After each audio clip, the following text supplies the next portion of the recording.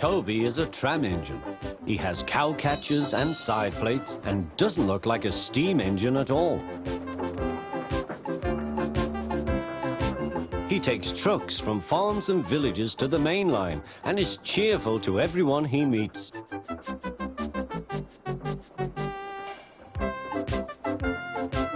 He has a coach called Henrietta, who has seen better days. "It's not fair at all," she grumbles, remembering that she used to be full and 9 trucks would rattle behind her.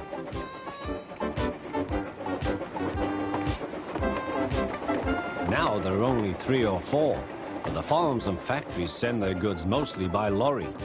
Toby is always careful. The cars, buses and lorries often have accidents. Toby hasn't had an accident for years.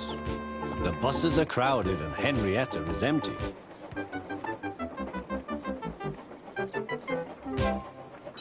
A lady and a stout gentleman stood on Toby's platform.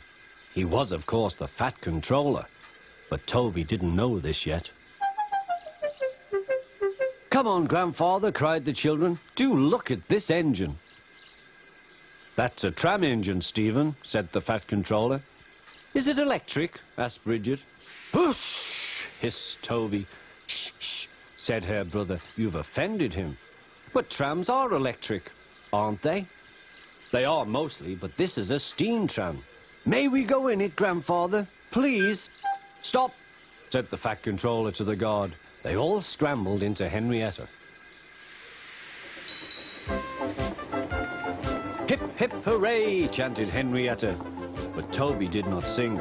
"Electric indeed! Electric indeed!" he snorted. He was very hurt. "What is your name?" asked the Fat Controller. "Toby, sir." "Thank you, Toby, for a very nice ride." "Thank you, sir," said Toby. He felt better now. This gentleman, he thought, is a gentleman who knows how to speak to engines. The children came every day for a fortnight. Sometimes they rode with the guard, sometimes in empty trucks. On the last day of all, the driver invited them into his cab.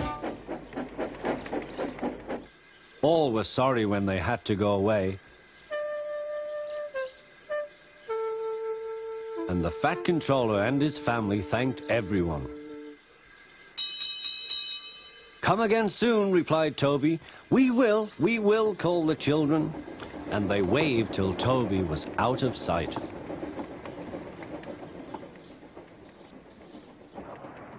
The months passed. Toby had few trucks and fewer passengers. "Our last day, Toby," said his driver one morning. "The manager says we must close tomorrow." That day, everyone wanted the chance of a last ride. The passengers joked and sang, but Toby and his driver wished they wouldn't.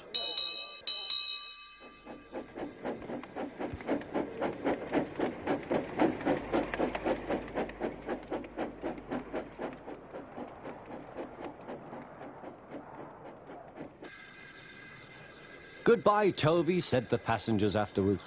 "We are sorry your line is closing down." "So am I," said Toby. Nobody wants me, Toby thought, and went on happily to sleep. Next morning, the shed was flung open, and he woke with a start to see his driver waving a piece of paper. "Wake up, Toby," they shouted, "and listen to this. It's a letter from the stout gentleman." Toby listened but I mustn't tell you any more, or I shall spoil the next story.